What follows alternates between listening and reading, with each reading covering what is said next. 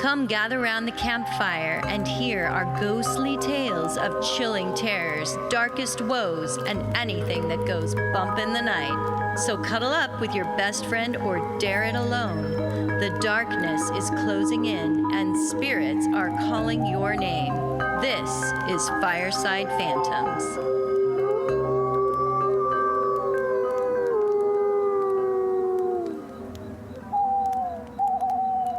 Welcome. How did your Halloween go? I thought it was fantastic. Mine too. I sure hope I survived it. I sure hope from what I gather, it was a real hit. Even though I'm speaking about my Halloween before it's even happening. Yeah, we're recording this before Halloween, but it will be airing after Halloween. So we're just acting like Halloween has already happened. I imagine it went really well. I think mine did too. I feel that I've gone through time and I'm looking back at Halloween. I'm like, yeah, that was really fun. I'm glad I did that. What do you have for us today? Well, it's another edition of Paranormal and Paranoid News. So I've collected some very fun and interesting stories that I found around the internet. So I'm so glad that you're here to hear them all because I threw this together this morning. Nothing like getting those papers done last minute. It's like a book report that's due. Yeah, there's certain personality types that do really well under pressure like that. Yeah. We'll find out if mine is one of them. Yeah. It's like, are you one of them, Molly? We'll see.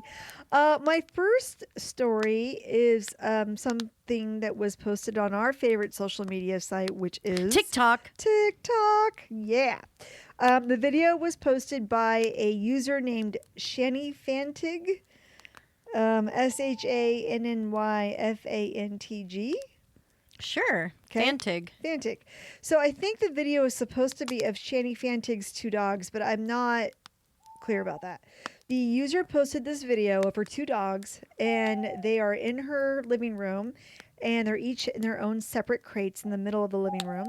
And the video begins where the dogs are barking intensely for some reason, which is weird because there's nothing in the room that you can see. Oh, I hate that. They're just barking. But this is where things get really weird. Suddenly, they both stop barking, and they also stop moving. Like not even an inch. You're staring at them for a long time. You know, dogs are always moving. They are perfectly still. And at first I thought that the video had stopped running. Like it had glitched? Yeah. But I looked down below and the timer was still going. The little clock below was still going. So that it was just, they were not moving. So they're standing there very, very still. They're no longer barking. It's at least like 20 seconds. And That's a long time for dog seconds. It's a long time. It's weird. And then all of a sudden, one of the dogs gets yanked somewhat violently to the back of his kennel and his collar falls off. The dog quickly rights himself and then he starts to sniff the collar, and the dog does not appear to be harmed, but it's hard to say what would have done this to the dog. Yeah, it's Thank crazy. God the collar was loose and it came over his head. So I'll pull up the video and you can watch it. Mm-hmm. And we'll post the video link for people. Absolutely. Yep. See, it looks like the video stopped, but it hasn't. They're not moving at all. That's not natural. The tail is like not... Tail's not wagging. How is it can be... Weird. That's messed up. Isn't that weird? Do you want to see it one more time? Let's see it one more time.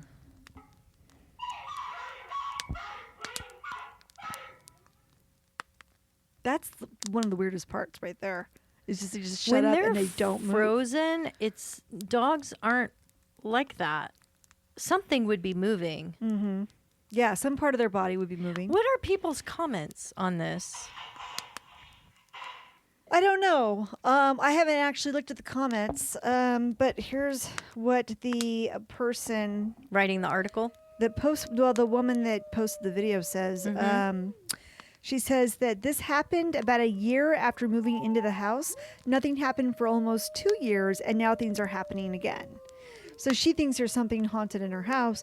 This is a video that's been seen 12.5 million times online. Because people really believe legitimately that something happened because it's so hard to explain how that would have happened. Right. And some people say, oh, it's CGI, but I don't know. Maybe CGI can do some incredible things nowadays. So I don't know. With It's the just timer weird. still going like that, though, Yes. it's kind of hard to. It's kind of weird, isn't it? Mhm. So anyway, That's super scary. that popped up on Coast to Coast and TikTok and a variety of other places, and I thought, oh, that's a good one to cover because it really is quite an interesting video. So we'll definitely post a link. You guys can watch it and tell us what you think in our comments or social media. And she'll probably need to move out of her home. Oh yeah. If I saw that video in my house, I'd be like, nope, we're going to go. I'm not even going to step back inside that house. The ghost can have it. So my next story is about a woman. She's a British singer, and her name is Brocard, I believe, Brocade. I know you always spell all the words I don't know how to say, but... Anyway, she recently went on This Morning, which is a show in the UK, to proclaim her love for the ghost that haunts her home. Oh, God. Is this going to be ghost sex? It's a beautiful love story. Maybe. They did not get into the details of that, but perhaps. She said his name is Eduardo, and he was a Victorian soldier who died after falling down a well at the age of 35. Brocard reports upon their first meeting, she was having a particularly bad day. She said the day itself was a disaster. It was stormy. There were thunderstorms, lightning, like all the things. Yeah. And she had a terrible fight with a good friend of hers, and she was very upset. She went home. She was just didn't want to see anybody, and she crept into bed. But because she was so stressed out, she kept tossing and turning, and she could not fall asleep. Finally, she started to feel a burning in her heart. As she laid there, she said the burning moved down her body, through her stomach, and then down her legs until it moved out of her body. And she said she felt like the spirit moved through her whole body. Suddenly, she was propelled forward, like I think she was shoved up, sitting upright. And she was completely freaked out because she knew something really fucked up is happening to me right now. Yeah. So she said she was sweating and crying and nervous. She reached out to turn on her bedside lamp, and another hand grabbed her hand that was reaching out and threw it back at her. It did not. And that's when she really thought somebody was in the room with her, and she was really panicked. So she kind of took a deep breath, and she tried again, and she managed to turn the light on. And she said when she did this, she saw a figure pass by her, and when he passed by her, she heard him say, "I love you." Ew. And then she was overwhelmed with a feeling of peace and calm. After he burns through her. After he burned through her and then threw her hand away so she couldn't see him. And then he's like, "Oh, I love you." And then he took off. That's a good way to escape a burglary. Yeah, exactly right. So that nobody will call the police. Oh, by the way, I love you. Thank you for your jewelry set that I'm taking with me. Sweet dreams, my love. Thanks for letting me fill you up. I love you. I love you. So after this initial interaction, she said weird stuff really started to happen around her home. When she would take a shower, she would come out of the shower to find someone had written heart shapes in the steam on the mirror. Oh, God. She decided to try to communicate with the ghost. So she would ask, "Who are you? What are you? Where do you come from?" And she said she get very strong visions of who he was when she would ask these questions. She can get telepathic information, which I guess is how she figured out his name and his age and how he died and where he was from. He just didn't write all that on the mirror. I guess he could have. So as the relationship has developed, it has gotten much more intense. According to Brocard, they have been quote unquote together for about 1.5 years. No, I don't know what that means. I don't know if that means that they share a bed or a body. Come in, keep me warm. It's especially cold tonight. I need your burning hot love. It's a little nipply in here. Can you warm me up with your invisible body? Yeah, it's very strange. Her dead boyfriend, though, does not appreciate it when she goes out with other people, and he can get pretty jealous. According to Brocard, she says, because she's a songwriter, and if she's writing in her notebook a song about another guy, she'll come back to it later and she'll open it up and the words of that song will be all smudged Apparently Eduardo is not a big fan of that. Or she says if she's getting ready to go out with friends and she's putting on her makeup, her ghostly boyfriend will bump her elbow so she smears her makeup all over her face. That'll not show you. good. I know, right? He could turn violent. That's my wondering. Because, if he's a demon, he can present himself as anything he wants. Right. Yeah. However, none of this phases her. Brocard says she isn't that interested in going on a date with an alive guy. She is kind of digging the ghost boyfriend thing, which means this is going to totally change dating apps everywhere. Yes. So yeah, that's what I was thinking too. Like, this could be some kind of evil entity if it is even legit. She did say she is a singer-songwriter, which means she's looking for attention. Yes. So this could be a ploy for that. But she does a whole interview, and I'll put the link up for that. You guys can watch it and tell us what you think. But it's funny, the two people interviewing her, there's a guy and a girl interviewing her, and the guy the whole time just looks at her dumbfounded, like he didn't know what to say. like, yeah, like, so Like how I am sometimes when you tell your stories, I'm just like, I'm speechless. He's just sitting there and he goes, so after the first night that you met him, was it awkward? Like, did he say, well, sorry about freaking you out the other night? Like, I mean, but he's got a point. It's just a weird thing. But this woman doesn't seem to be afraid of him. She's just kind of like, maybe she's entranced by him, like the people in Amityville, or something like that. They have they can make you feel emotions. Yeah. So if the spirit wanted her to feel at peace, like she said, I felt at peace, Yeah, that's her story. So I guess hopefully she will be okay. Hopefully. And she'll sell a lot of records. My next story is actually about a real life Scooby-Doo. A greyhound named Bond has found a new hobby. His paranormal investigator parents have found that Bond can see ghosts. Can you spell that last name for me? Fuck you. You know I'm saying it correctly. Bond, James Bond. Yeah, I know. I love it. Okay, come on. Bond can see ghosts, and in fact, he has been a major asset in their paranormal investigations. Bond belongs to Brian Sterling Vet and Helen Wario, who adopted him from a greyhound rescue in Manchester, England. They have donned him a very special vest that has the word Scooby-Doo embroidered on it, which is very cute. That is so cute. The couple and Bond recently visited a haunted building that used to be a prison in England. They declared that Bond saw something they could not see, and he chased it around the building, dragging Helen behind him on a leash. So he was walking her instead of the other way around. I can envision that. I've seen that in my neighborhood. Oh, yeah. Big dogs Absolutely. pulling their owners. He finally ended up in one of the prison cells in which he began to choke. That particular cell was the same cell that at least 2 former prisoners had committed suicide. They did this about 100 years ago, but still, it's the same cell that they had died in. That's scary. And when you think about it, I don't know how they committed suicide, but most people in those cells will hang themselves because they don't have access to any other weaponry. So that means they would choke to death. And the dog was choking in the cell. So that's what I think he's picking up on, the death state of the cell. Yeah, or a ghost is in there saying, Or the be ghost one of us. is hang possessing with the dog's us. body to Yeah. show it how it died or something. Yeah. So Brian says that Bond is a far better ghost detector than any of their fancy electronics that they use on their investigations. That's a good boy. Good boy. Good boy. So yeah, that was Scooby snack. kind of a fun little haunted dog situation. I do agree with them that animals can detect so much better than we on the spirit absolutely. level. Well, they can see more too. Yeah. They can see more rays of light than we can, or spectrums of light. So yeah, of course they can. That's why when a cat is like playing with something in the air that you can't see, it's so freaky, because you're like, what are you seeing that I can't see? Some kind of spirit or something. Yeah. Thanks to Joe Scott of YouTube for this next story.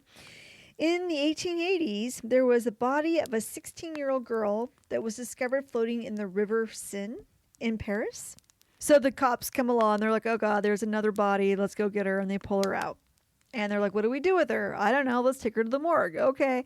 So they take her down to the morgue. They could not identify her. And so apparently the way you do things in Paris. If you find a dead body and you don't know who it belongs to, you put it in the display window of the morgue. Oh, God. And No, they don't. yes, they do. They put it in the display window so that the people of Paris can walk by if they're missing family or friends to see if they made it to the morgue. And then they'll look all the bodies are lined up there, and they can walk along and they're like, oh, there's Uncle John or whatever. Now we know where he is. And there's a lot of people who aren't missing anybody in their lives. They're just bored because there's nothing to do in those days. I'm like, I know, let's go down to the morgue and see who's in there. Hopefully it's our teacher. Right. We don't like him at all. So anyway, it was a kind of a normal activity for the people of the town to come down there and just kind of peruse the dead bodies. So they go down there and they're looking in the windows at these dead bodies, and they see this girl, and she's pretty. She's very pretty. She's got a very pretty face. And in fact, her death face was kind of a slight smile, and her eyes were closed. Ooh. And she kind of looks like the Mona Lisa, that mysterious smile look to her. Like this? Just like that, Carol. Not as sexy though. Oh. You're bringing too much sex appeal to it. Okay, ready? How about this? She looks more pure. That's perfect. That right there is it. That's absolutely it. I've been told I look like the Mona. You do look at the Mona. So anyway, she's laying there, and a couple weeks go by or whatever, and people are like, nobody knows who she is. And they decide she had died by suicide because there's no outward trauma to her body, so they really can't tell. So they're like, well, she's a suicide. She doesn't belong to anybody, so we'll just have to give her a funeral in the cemetery, marked grave, whatever. Well, just throw her in there because they don't know. Back up, say it again. Well, they're just going to throw her into a grave for a pauper because there's no plan for family. her. There's no family. There are no friends. Nobody has any clue who she is. But the thing is, word of her beauty has spread throughout Paris, and people are coming in droves to see this beautiful girl. Oh, wow. And they ended up naming her, and I'm really sorry because I'm probably going to butcher this because it's French, but it's L'inconnu de la Seine. L'inconnu de la Seine. Just imagine I'm saying it with the perfect French accent. What? Let me read it. Let me look at it. The Inconnu de la Seine. Thank you. My God. Perfect French.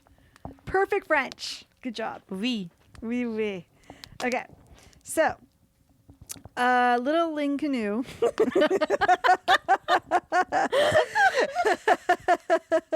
Little L'inconnu was not picked up by anybody, but the rumors of her beauty spread throughout the land, and people were coming from all around to see this beautiful girl.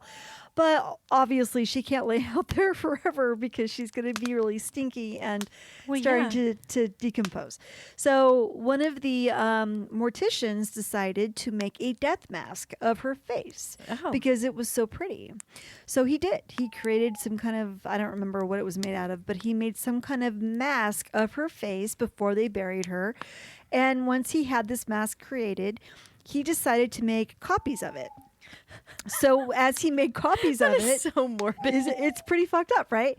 So he made copies of it, and as he did, people would be like, "Wait, where did you get this?" And he's like, "Oh, that chick that little L'inconnu that we that we buried, The beautiful dead girl in the window. Beautiful dead girl in the window. Who left that girl in the window? How much for that dead girl in the window?" No. He's like, I made a copy of her face. I made a death mask of her face, and I made some copies of it. And they're like, "Oh my God, can I have one?" And he would be like, "Yeah, okay." So soon word got out that there was a copy of her face, and everybody wanted this. Wow. He replicated her face hundreds and hundreds and hundreds of times, and pretty soon every household had a ceramic image of her face hanging on their wall. That is absurd. Isn't that bizarre? It was like the home decor fashion of the 1880s. Everybody had to have this face of this girl. Yeah. So even artists would buy it. They would write poetry about her. They would use it and they draw the face. It was a big fucking deal. Okay, so fast forward to the 1940s or somewhere 1940s, 1950s. And the American Heart Association has decided that they want to have a dummy created because what they're looking to do is they want to have a dummy that their medical students can practice something called cardiopulmonary resuscitation, or as we know it as CPR. CPR, yeah. Yeah, that's about the time it was being developed. And they were teaching it to medical students all over the world, all over America. And they wanted to have a dummy because they realized, well, you can't really practice this on live people. So if we had a dummy to practice on, this would be great. We'll use a dummy, and then they can practice doing the breasts and striking the chest and all of those things. And they approached a toy maker, and his name was Osmond Lotteral. They went to him and they said, hey, would you be able to create this dummy for us to teach our students CPR? He's like, as a matter of fact, I probably could do that. I just had great success making this doll. And she sold like hotcakes, and I named her Annie or Anne or Annie, somewhere in there. And he's like, I'll definitely make your CPR doll. So he went ahead and he used this new plastic that I don't think had ever been used for toys before. And he created the dummy. And when he was going to create the face, he remembered seeing a face of a beautiful girl in someone's house that he knew. Oh, wow. It was the death mask of Little Lunkanu. And he decided he wanted to use her face to be on the CPR dummy. Okay. And because of the success of his prior toy, he named the dummy Annie. Not Little Canoe. Not Little Canoe. But that's how Little Canoe became Annie the CPR doll, right? Oh, so when you see the CPR doll, Her name is Annie. Yeah. That's the same death mask. That's the same death mask. If you have it from that manufacturer, and she was the main CPR dummy used for most classes. So Interesting. as classes in CPR spread and more people started to learn how to give CPR using the Annie CPR dummies, the students also learned that they needed to verbally practice talking to Annie as part of their training, because she's pretending to be the victim in this case, right? The dummy. They were trained to say, Annie, are you okay? Are you okay, Annie? Annie, are you okay? Annie, are you okay? You've been struck by a smooth criminal. No, but Michael Jackson Yes. learned CPR on an Annie CPR doll, and when they taught that to him, he took those lyrics and put it in his song "Smooth Criminal." I cannot believe it. Isn't that great? So no, they don't have to say you've been hit by a smooth criminal, but they do have to say, Annie, are you okay? Are you okay, Annie? Yeah, it's a true story. That's where he got the lyrics for that song. That is so bizarre. Isn't that bizarre? I cannot even handle that. Isn't that great, though? I was like, what are you doing over there? Like, Well, this makes no sense. I was like, Holly's lost it, Josh.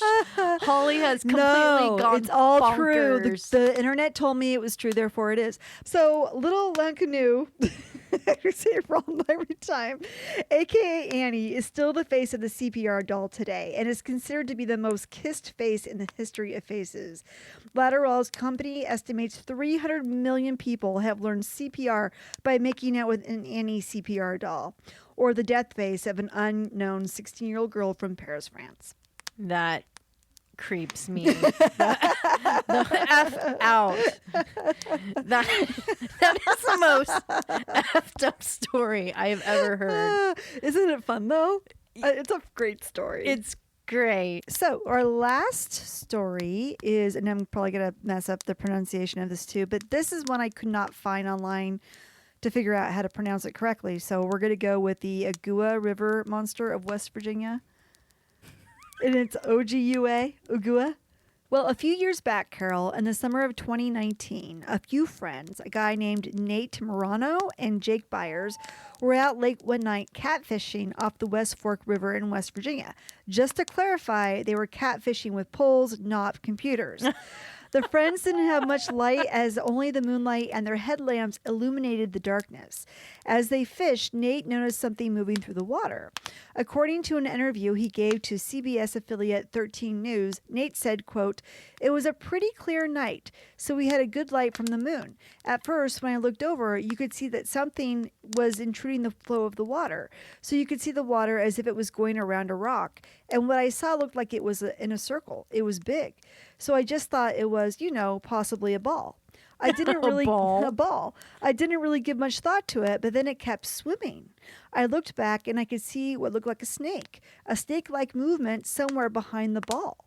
So, going through it in my head, I'm trying to think, what am I seeing right now? Nate recounted. And then I finally realized it's all one thing. It's all one creature of some sort. Oh my God, is it Nessie? No, but it could be related to Nessie, I suppose. I don't know. So cool. So when Nate pointed the weird animal out to his friend Jake, Jake acknowledged that he had seen it the previous week in the exact same spot. Jake told Channel 13 it looked like someone swimming on their hands and knees crawling across the rocks.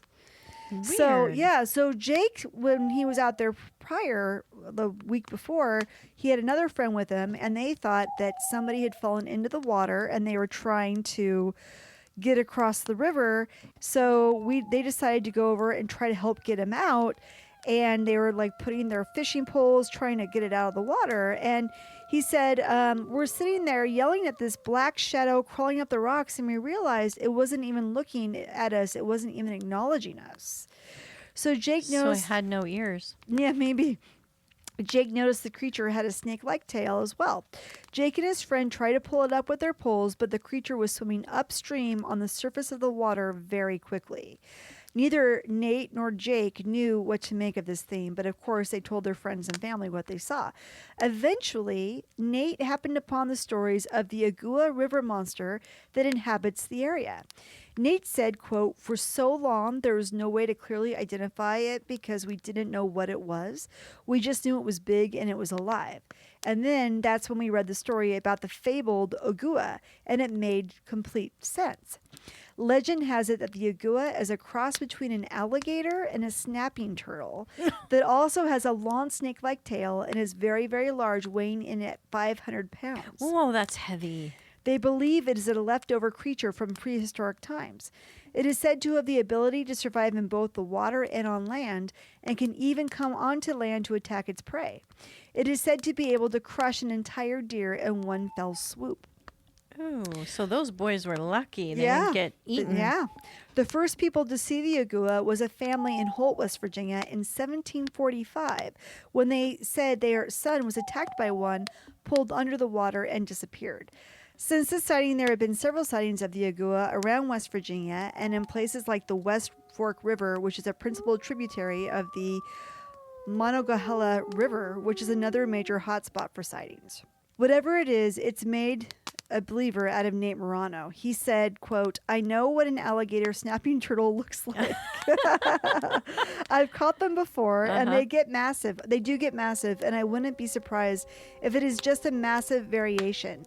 But for how shallow the water is here and just general familiarity with the river, you know that's something that is existing and thriving here that otherwise shouldn't be. So here is a picture of, and I guess this is some kind of sculpture that was made of it. Yeah, that is a bizarre turtle-looking snake alligator thing. And then here is a drawing of what it looks like a two-headed snapping turtle. Now, they didn't say it had two heads, but it's supposed to be just a ginormous... You know, it almost looks like a mutation or a deformity, but it's so big. It's so big. Like, how did it get so huge? That's why they think it's like prehistoric or something. So, yeah. But so not paranormal, but still very dangerous. Yeah, it's a cryptid. Yeah, it's a cryptid. Yeah. So anyway, who knows? They've spotted this and they're on the lookout for it now. But maybe one day we'll turn on the news and there it will be. Who knows? Maybe they'll catch it. That is so scary. I wonder if people have gone missing in that area. They didn't say that. No one mentioned or tied the missing people to this creature. So I don't know. But anyway. Very scary. Those are my stories. Very good. Yeah. And so for a tarot reading, I was thinking it might be fun to do a reading on the woman in love with the ghost. Yes. And that we was can a ask great story. How her relationship is going to go with this new boyfriend. Okay, we are back. I am in honor of all things ghosty. Yay. I'm using the Ghosts Spirits Tarot by Lisa Hunt. I drew the King of Cups reversed, Temperance, which is a major arcana card, and the Two of Wands. And this is not looking good, Holly. No, it sure isn't. The King of Cups reversed. Well, we know the King of Cups is a man that's very passionate and shows his feelings quite often. Yes, he does. However, reversed doesn't mean he's got true intentions of true affection. So already there's some deceit there. And so we go to the next card, Temperance. This is actually, the picture on the card is of a swan that's kind of like it shows a picture of a lady and then a swan. And the description is saying this is a shapeshifter. So I do believe that the nature of this ghost is actually really trying to possess her. Take her body and use her form for pleasure or for some other reason. Yep. And it's suggesting, that she keep her boundaries and keep herself whole. Yeah. Because that's really important that you not let the spirit into your personal space. Yep. The Two of Wands, this is again featuring a doppelganger on here. And this card's description said, there's a battle for your life going on. Yeah. So this isn't good for her. I mean, this ghost or entity, whatever it is expressing affection. Yeah. But it's much more sinister than that. It wants to possess her soul. Yep. I couldn't agree with you more. What'd you get? So I'm using the Tarot of the Divine deck by Yoshitani. It is inspired by deities, folklore, and fairy tales from around the world. It's a very beautiful deck, gorgeous artwork, gorgeous colors. Very beautiful. Yes, I pulled. So I wanted to preface this by saying that I've been trying this new thing when I do my tarot cards. When I'm asking a question, I'll say, okay, if the answer is this, I want this card to show up. And if the answer is that, I want that card to show up. And if the answer, and it usually works, interestingly enough. Because it's showing you your subconscious symbols. Yes, exactly. And so I said when I was focusing on the question and shuffling the cards, I said, okay, if this is just some bullshit publicity to get attention, I want to see the Seven of Swords. Yeah. If this is a good relationship she's having with this ghost, I want the Ten of Cups. And if it is a demon that's trying to get it with her, I want to see the devil. And I got the devil. Oh, God, you did. I sure the did. devil. The devil. So that I completely mirror and echo what you just said. I got also the King of Coins and I got the Three of Swords. Oh. So I think the King of Coins is in the beginning of our spread here. And to me, he's cute. He's a turtle. He's just like the Ogua of the West Virginia area. Anyway, I think that initially he comes across as very secure, stability, like he's comforting presence, just like you said with the King of Cups. And in fact, I think because it's the King of Coins, perhaps she is trying to use this for some kind of publicity to bring some money in. But then we have the Three of Swords, and that to me shows that he is chipping away at her, and it's kind of a painful relationship, but I do think he's manipulating her emotions, and she doesn't realize how painful this really is, but he is getting in there deep. And of course, the devil means that she is being overtaken by something that is not good. This is not a good experience for her, and she really does need to have somebody probably maybe even exorcise her at this point. Like, she needs to get out of the home. She needs to get cleansed, or what all the things are. I don't know what you're supposed to do in that situation, but this is not a good setup for her. I just don't think, even if it was a normal ghost, it wouldn't be healthy for her anyway. We're meant to have relations with the living. Yes, so there's something going on with her that is causing her to choose a dead person. Yeah, so that's very interesting. You're right. Anyway, hopefully somebody else in England was watching that show and realized this girl was in trouble and got a hold of her.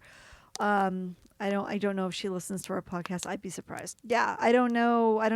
I hope she gets out of the situation, though, because it does not sound healthy at all. Right. Get out. Get out.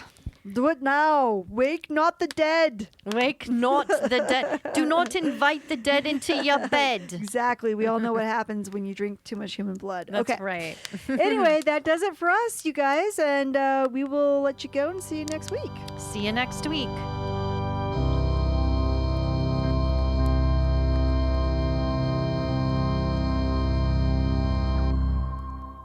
Did you say do something with the breasts? No, I said striking the chest. Oh, striking the chest. Have a dummy to molest the breasts. I don't know what you heard. Consonants. I don't know Consonants. what you heard. Yeah. I thought you were going to say that the doll answered back. That was How old was this girl? Well, she was 16, but the dummy is what, like almost 100 years old. I know, it is. Okay. As the flames die down, do remain undaunted. Though all hitchhikers are ghosts, And all dolls are definitely haunted. hey guys, be sure to follow us on Instagram. Our handle is @FiresidePhantoms. If you have a spooky story you would like to share with us, send it to firesidephantoms@gmail.com, and you may hear it on a future episode.